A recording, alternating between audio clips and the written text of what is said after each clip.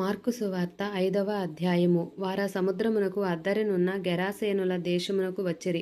ఆయన దోణి దిగగానే అపవిత్రాత్మ పట్టిన వాడొకడు సమాధులలో నుండి వచ్చి ఆయనకెదురుపడెను. వాడు సమాధుల్లో వాసము చేసేడివాడు. సంకెళ్లతోనైనను ఎవడునూ వాని బంధింపలేకపోయెను. పలుమారు వాని కాళ్లకును చేతులకును సంకెళ్ళు వేసి బంధించినను వాడు ఆ చేతి సంకెళ్ళు తెంపి కాలి సంకెళ్లను తుత్తునీలుగా చేసెను. కనుక ఎవడునూ వాని సాధుపరచలేకపోయెను.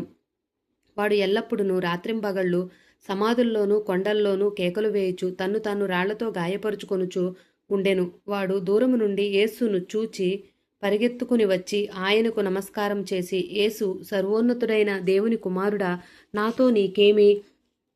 నన్ను బాధపరచకమని దేవుని పేరిట నీకు ఆనబెట్టుచున్నానని బిగ్గరగా కేకలు వేసెను. ఎందుకనగా ఆయన అపవిత్రాత్మ ఈ మనుషుని విడిచి పొమ్మని వానితో చెప్పెను. మరియు ఆయన, నీ పేరేమని వానిని అడుగుగా వాడు, నా పేరు సేన, ఏలయనగా మేము అనేకులమని చెప్పి తమ్మును ఆ దేశంలో నుండి తోలివేయొద్దని ఆయనను మిగుల బతిమాలుకొనెను.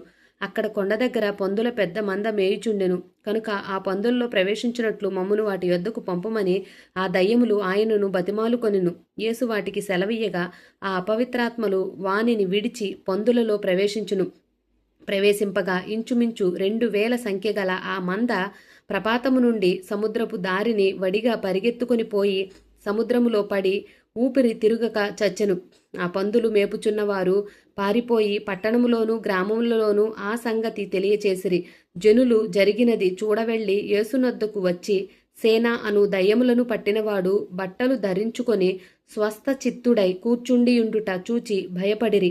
జరిగినది చూచిన వారు దయ్యములు పట్టిన వానికి కలిగిన స్థితియు పందుల సంగతియు ఊరివానికి తెలియచేయగా తమ ప్రాంతములు విడిచిపొమ్మని వారాయనను బతిమాలు కొనసాగిరి. ఆయన దోణి ఎక్కినప్పుడు దయ్యములు పట్టినవాడు ఆయన యొద్ద తన్ను నుండనిమ్మని ఆయనను బతిమాలుకొనెను. కాని ఆయన వానికి సెలవీయక, నీవు నీ ఇంటి వారి యొద్దకు వెళ్ళి ప్రభువు నీ యందు కనికరపడి నీకు చేసిన కార్యములన్నిటినీ వారికి తెలియచెప్పమనెను. వాడు వెళ్ళి యేసు తనకు చేసినవన్నీయు దెకపోలిలో ప్రకటింపనారంభింపగా అందరూ ఆశ్చర్యపడిరి. యేసు మరలా దోణి ఎక్కి అద్దరికి వెళ్ళినప్పుడు బహు జన సమూహము ఆయన యొద్దకు కూడి వచ్చెను. ఆయన సముద్ర తీరమును నుండగా సమాజ మందిరపు అధికారులలో యాయీరను ఒకడు వచ్చి ఆయనను చూచి ఆయన పాదముల మీద పడి, నా చిన్న కుమార్తె చావనయున్నది, అది బాగుపడి బ్రతుకునట్లు నీవు వచ్చి దాని మీద నీ చేతులుంచవలనని ఆయనను మిగుల బతిమాలుకొనగా ఆయన అతనితో కూడా వెళ్ళెను. బహు జనసమూహమును ఆయనను వెంబడించి ఆయన మీద పడుచుండిరి. 12 ఏళ్ల నుండి రక్తస్రావ రోగము కలిగిన ఒక స్త్రీ ఉండెను. ఆమె అనేక వైద్యుల చేత ఎన్నో తిప్పలు పడి తనకు కలిగినదంతయు వ్యయము చేసుకుని ఎంత మాత్రమును ప్రయోజనము లేక మరింత సంకటపడెను. ఆమె యేసును గూర్చి విని, నేను ఆయన వస్త్రములు మాత్రము ముట్టిన బాగుపడుదుననుకొని జనసమూహములలో ఆయన వెనుకకు వచ్చి ఆయన వస్త్రము ముట్టెను. వెంటనే ఆమె రక్తధార కట్టెను. కనుక తన శరీరంలోని ఆ బాధ నివారణ అయినదని గ్రహించుకొనెను. వెంటనే యేసు తనలో నుండి ప్రభావం బయలువెళ్ళెనని తనలో తాను గ్రహించి జనసమూహం వైపు తిరిగి, నా వస్త్రములు ముట్టినదెవరని అడుగగా ఆయన శిష్యులు, జనసమూహము నీ మీద పడుచుండుట చూచుచున్నావే, నన్ను ముట్టినదెవడని అడుగుచున్నావా అనిరి. ఆ కార్యము చేసిన ఆమెను కనుగొనవలనని ఆయన చుట్టూ చూసెను. అప్పుడా స్త్రీ తనకు జరిగినది ఎరిగి భయపడి వణుకుచూ వచ్చి ఆయన ఎదుట సాగిలపడి తన సంగతి అంతయు ఆయనతో చెప్పెను. అందుకాయన, కుమారి, నీ విశ్వాసము నిన్ను స్వస్థపరచును, సమాధానము గలదానివై పొమ్ము, నీ బాధ నివారణ అయి నీకు స్వస్థత కలుగునుగాక అని ఆమెతో చెప్పెను. ఆయన ఇంకను మాటలాడుచుండగా సమాజ మందిరపు అధికారి ఇంట నుండి కొందరు వచ్చి, నీ కుమార్తె చనిపోయినది, నీవిక బోధకుని ఎందుకు శ్రమ పెట్టుదువనిరి.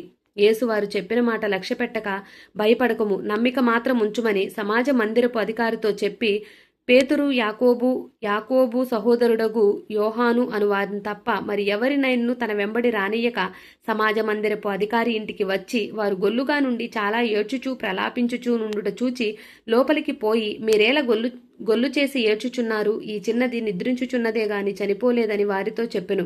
అందుకు వారు ఆయనను అపహసించిరి. అయితే ఆయన వారినందరినీ బయటికి పంపివేసి ఆ చిన్నదాని తల్లిదండ్రులను తనతో ఉన్న వారిని వెంటబెట్టుకొని ఆ చిన్నది పరుండి ఉన్న గదిలోనికి వెళ్ళి ఆ చిన్నదాని చేయి పట్టి లలితాకుమి అని ఆమెతో చెప్పెను. ఆ మాటకు చిన్నదానా లెమ్మని నీతో చెప్పుచున్నానని అర్థము. వెంటనే ఆ చిన్నది లేచి నడవసాగెను. ఆమె 12 సంవత్సరములు ప్రాయము గలది. వెంటనే వారు బహుగా విస్మయం పొందిరి. జరిగినది ఎవనికి తెలియకూడదని ఆయన వారికి గట్టిగా ఆజ్ఞాపించి ఆమెకు ఆహారము పెట్టుడని చెప్పెను. ఆమేన్.